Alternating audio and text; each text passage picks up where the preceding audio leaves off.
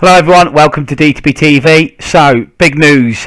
The headline in today's Echo is ready to step in, Luiz Diaz. Now there's a couple of things I'm going to read out in today's Echo that's, vital to understand going into, let's hope, a major second half of the season. I'm very confident.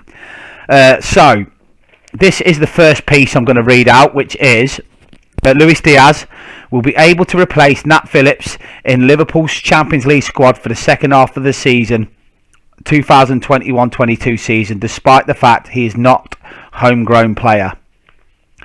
The Reds signed the Colombian international from Porto in a deal which could be worth up to 49 million, while the defender was one of two players to leave Anfield on loan on transfer deadline day, signing for AFC Bournemouth as Nico Williams joined Fulham until the end of the season. Having progressed to the knockout stages, Liverpool are allowed to register up to 3 new players in their squad for European competition in the second half of the season, with their latest signing almost certain to be included as a result. Despite featuring against the Reds for Porto in the Champions League group stages, Diaz will be free to feature for Jurgen Klopp's side in the competition during the second half of the season, following the rule change back in 2018. In previous years, the winger would have been cup-tied, but UEFA changed the rules of the competition, meaning players who have appeared in the group stages for one club would be eligible for a different club in the knockout stages. However, while the 25-year-old is free to feature for Liverpool in the Champions League this season, the Reds would still need to make a change to their squad for the forward to be eligible, with them still being limited to naming a 24-man squad rather than a maximum 25 squad due to homegrown rules. In Liverpool's Premier League squad, Klopp will simply leave out Loris Karius to make room for his 49 million signing, with the German goalkeeper having no future at Anfield. But he will not be able to do the same in Europe, as the shot stopper was never named in the Reds Champions League squad for this season due to UEFA's different rules regarding homegrown players. This is because of Harvey Elliott, with the 18-year-old having to be registered to play in Europe despite the fact he counts as an under-21 player who doesn't need to be registered to play in the Premier League this season. While of the age to be registered as a List B player, having been born on or after January 1st, 2000, the midfielder doesn't actually yet fulfil the criteria to be counted as such. UEFA rules state that an age of player can be registered on List B if he has been eligible to play for the age club concerned for any uninterrupted period of 2 years since his 15th birthday.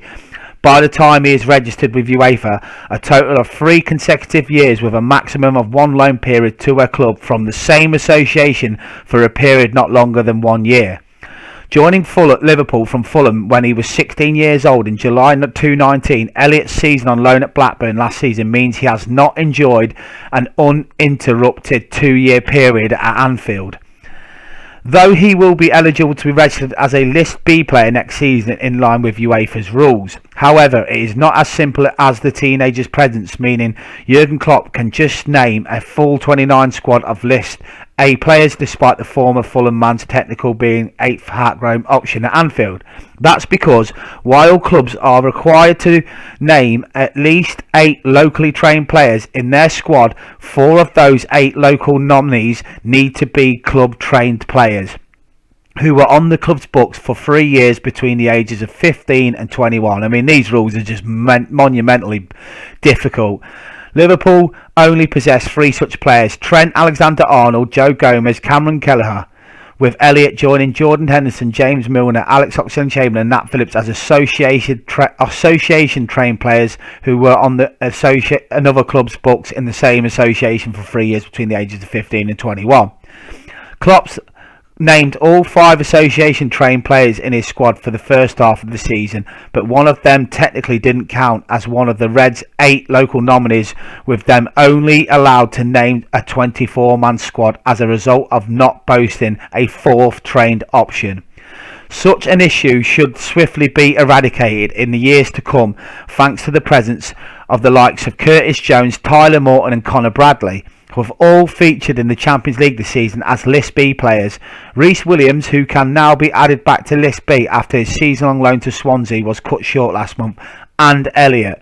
But while Phillips' loan move to Bournemouth means Liverpool's Premier League squad will have to reduce in size to a 23 senior players, it's a different story in Europe, with his exit just removing the additional unnecessary association trained players and freeing up an extra space.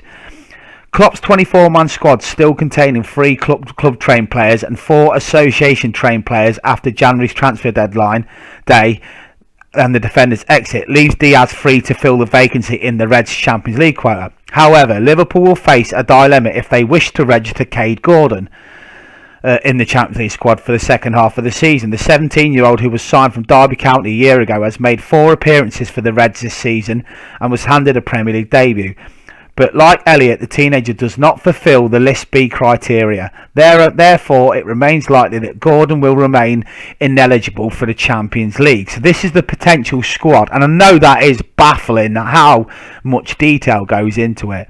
But the goalkeepers will be Alisson, Adrian and Cameron Kelleher. The defenders will be Virgil van Dijk, Ibrahima Konate, Joe Gomez, Costas, Andy Robertson, Joel Matip, Trent Alexander-Arnold. The midfielders will be Fabinho, Thiago, James Milner, Naby Keita, Oxlade-Chamberlain and Harvey Elliott.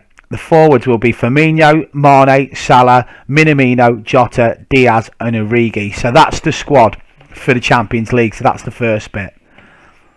So just go into this bit here with regards to the domestic trophies. And I just want to read a final piece out here. With regards to John Aldridge, who's done this today in today's Echo. Diaz's arrival will raise the standards at the Reds. So it says here from John Aldridge, the signing of Luis Diaz is certainly an exciting one. It is an area where myself and a lot of fans agreed backup was required.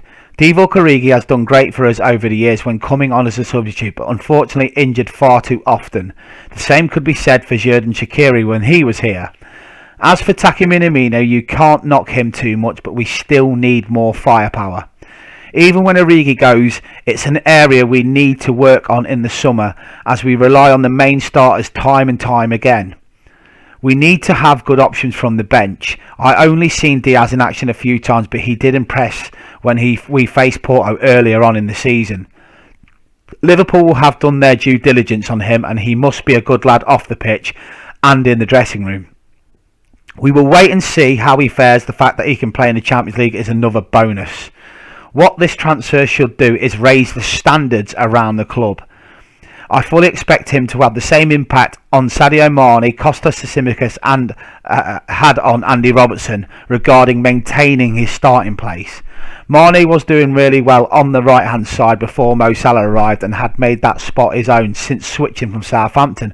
Once Salah signed in 2017, he then took that place on the right and Mane swapped sides. In the case of Diaz, I don't think Jurgen Klopp will throw him straight in. He will be on the bench to push them to begin. He will want to make an immediate impact whenever he comes on the pitch as a substitute and could even feature in this weekend's FA Cup game. It's a good dilemma for Klopp to have in the first game back. The likes of Roberto Firmino, Mane and Salah won't be worrying about Diaz's arrival, as it's all about the strength of the squad. I keep going on about what Man City have done over the last few years in building their squad, and Chelsea have done the same. You've got to have a strong bench to keep up with them. In the summer, there's going to have to be a couple of more signings to freshen it up. We've not done it for 18 months now. While there's money going out, you can guarantee that Liverpool will get the money in from certain players. Harry Wilson was sold in the summer to Fulham, and there are other players who will help to balance the books. Looking ahead, we still need a striker, perhaps 2 forwards. I don't really agree with John Aldridge in the latter part there, but that's his piece today. I don't personally think. Sorry, just getting it up like that. I don't personally think we need 2 forwards. I mean, we've got enough. We've got 6 at the moment. I know Origi will be going.